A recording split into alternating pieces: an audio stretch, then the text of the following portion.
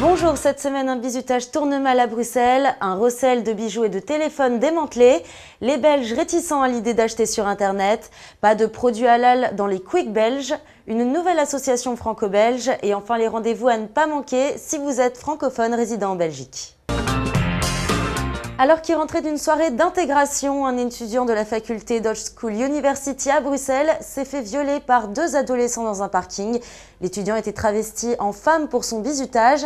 Cette affaire s'est rapidement ébruitée jusqu'à la direction de l'université qui a demandé aux élèves d'arrêter de se travestir pour éviter de se faire agresser.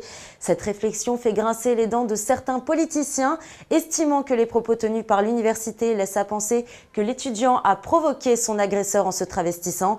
Critique que l'université nie en bloc et invoquant que tous les styles vestimentaires sont autorisés. Les deux agresseurs ont immédiatement été arrêtés et placés en détention provisoire dans la maison d'arrêt de la région. En France, cette pratique du bizutage n'est pas autorisée. Un recel de bijoux et de téléphones portables a été démantelé vendredi 30 novembre. La police a interpellé à Saint-Denis, à Asnières et à Villeneuve 9 hommes d'un même réseau impliqués dans cette affaire.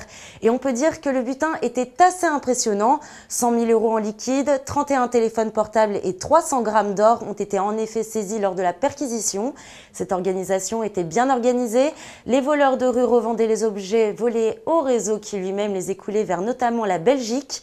Les délinquants ont été mis en examen pour recel de vol en bande organisée, association de malfaiteurs et séjour irrégulier pour 4 d'entre eux. Selon le baromètre de consommation de Google, du bureau d'études de marché TNS Infratest et de l'organisation syndicale IAB Europe, les Belges ne font pas autant confiance à Internet que leurs voisins européens. Seulement 18% des Belges ont acheté en ligne cette année, un chiffre plutôt bas au regard des Français qui eux sont déjà 28% à avoir sauté le pas.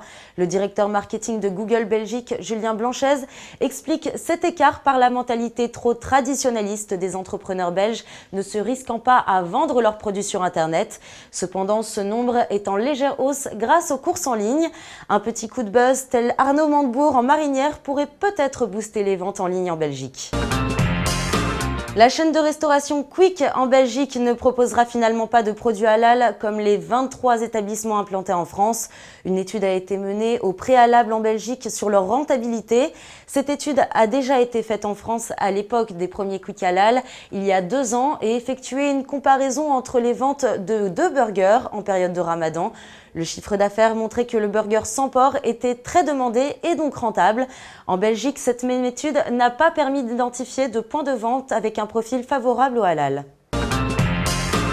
Plusieurs organisations bretonnes et belges producteurs en fruits et légumes viennent de créer la première association européenne d'organisations de producteurs.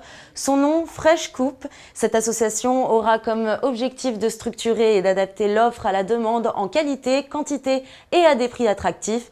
Fresh Coupe commencera ses actions dès 2013 et s'attaquera aux crises de surproduction pour les 5 légumes les plus cultivés dans les 2 pays, à savoir les tomates, les endives, les poivrons, les poireaux et les choux-fleurs. L'association ne s'arrête pas là et pense également s'associer pour mener des recherches et des actions communes. Maintenant, voici les événements à ne pas manquer si vous êtes francophone et que vous résidez en Belgique. Du 10 au 16 décembre 2012, venez découvrir la nouvelle pièce de Françoise Dorin avec Jean Piat et Marthe Villalonga, ensemble et séparément. Une pièce sensible et drôle à aller voir au centre culturel d'Odegeim à Bruxelles. Juste avant de se produire à Paris, Oldelaf fera une escale en Belgique pour un concert qui s'annonce encore exceptionnel. Rendez-vous le 20 décembre prochain à la ferme du Biérot à Louvain-la-Neuve.